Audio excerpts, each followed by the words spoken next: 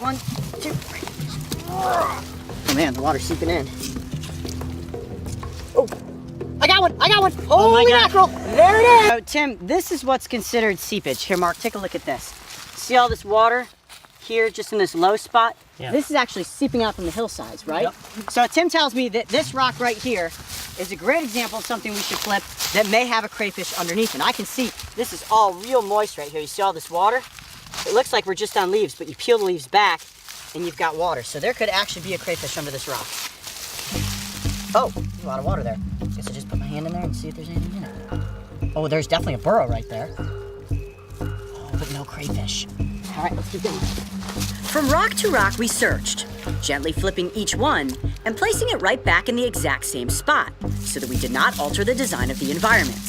Oh, jeez. Whoa, what is that? That's a huge slimy salamander. Oh, and it is slippery. Oh, come here. Got it? I got it. Yes! Wow, that is an enormous slimy salamander. That's probably the biggest one I have ever seen. Now, they're called slimy salamanders because they excrete a slime from their skin. It's almost like a slug. It is very, very sticky. Let me turn you like this. You gonna sit up on my fingers there? Wow. That is a giant salamander. Much bigger than the salamanders that we catch in Ohio. And look at that cool patterning. Almost looks like the spots of a spotted salamander. Now this is a lungless salamander species. They actually breathe through their skin. So I don't want to handle it for too long. And you can see I'm trying not to actually handle it, like grasp onto it, because I don't want to take moisture from its skin. But just handling it a tiny bit and my fingers are extremely sticky. Now one cool thing about salamanders is that they can actually, well, most varieties can detach their tails. It's called caudal autonomy, the same thing that lizards are capable of doing, and that helps them escape from predators, and then that tail will rejuvenate itself. Well, what a great find. It's not a blue crayfish, but still pretty cool to get this salamander up close for the cameras. All right, I'm gonna dip it in water, place it back under the rock, and we'll keep searching. Sound good? Great start. All right, here we go. Yeah, here, come here, check this out. Oh, come on. Oh, I got one. Do you? I got one. Oh. Yes, but it's not blue. It's a crayfish, but it's not blue. Yeah, let's go down and take a look. Oh, he's rearing up with those claws. Look at that. Oh man, every time. Yep, he's just holding on with those pinchers. Oh, the next pincher's about to pinch me too. All right, little buddy, I appreciate that. Can you call ahead to some of your cousins who are blue? That's what we're really looking for. I knew I was gonna get pinched. Man, it's one cool little crustacean though. A little fossorial crayfish. All right, back under the rock with this crayfish. We're gonna continue searching. You can flip rocks for hours and come across nothing. But that's what makes it fun, because there's always going to be another rock. And all it takes is flipping the right rock to uncover a jewel of the wilderness.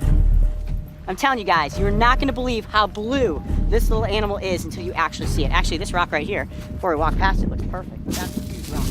I think you can do it. Muscles, come on.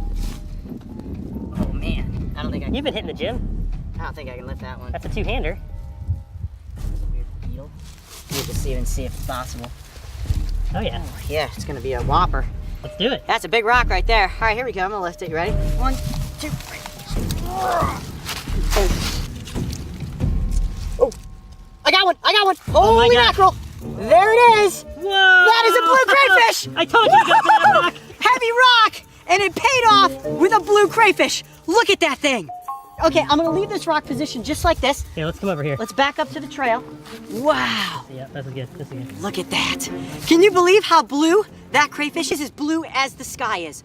Look at that crustacean. Wow. That must be the coolest looking crayfish I have ever seen. Now, this is a species that is subterranean, which means that they have burrows that can go down as deep as 8 feet under the ground, and they will come up into those little pools of water underneath the rocks to search for food. Now, these crayfish do not grow to be very large. This is about average size, and it is a female, and the way that I can tell that is by looking at its underside. It does not have these little kind of grappling legs underneath there where if it was a male, it would use to grasp onto a female. And I can also tell that this one has a regenerated claw. If you didn't know this, most crustaceans, especially crayfish, are capable of losing claws and then they regenerate them. So this claw right here is a little bit smaller than that claw. So at some point, a predator likely tried to eat it, it dropped its claw, and then it managed to escape. And now that claw is growing back. So I heard that these crayfish, they can actually drown in water. So you you found one of these, you wouldn't want to release it in the stream. No, they go in water. Their burrows oftentimes are filled with water, but they have to keep coming to the surface to breathe. Now, they do have gills, just like aquatic crayfish, but those gills allow them to breathe air. So you may be wondering to yourself, Coyote, don't you need to put this thing back into the water? Is it going to suffocate by being out in the open air? No, not at all. This crayfish is breathing right now.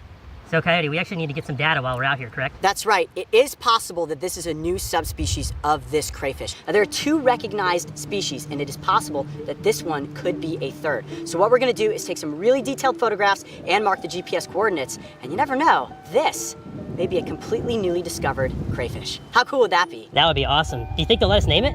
Ooh, maybe. And if we were able to name it, I would call it the sapphire crayfish because in my opinion, this is a lost jewel here in the hillsides of West Virginia. Coyote Pack, what do you guys think? The sapphire crayfish? I like it. Well, I would say it was a pretty epic adventure today. We flipped over many rocks, we found salamanders, we found a brown crayfish, and then of course, the last largest rock revealed to us this little blue beauty. I'm Coyote Peterson. Be brave. Stay wild. We'll see you on the next adventure. The blue crayfish is one of the most uniquely colored animals we have ever come across. Its elusive nature and subterranean dwelling made it difficult to find, but in the end, the long search was completely worth it. As of the release of this episode, this subspecies of crayfish has officially been classified as a new discovery and is in the process of being described by scientists. And when it comes to the common name officially becoming the sapphire crayfish, well, that's still up for debate, and we are told there is a chance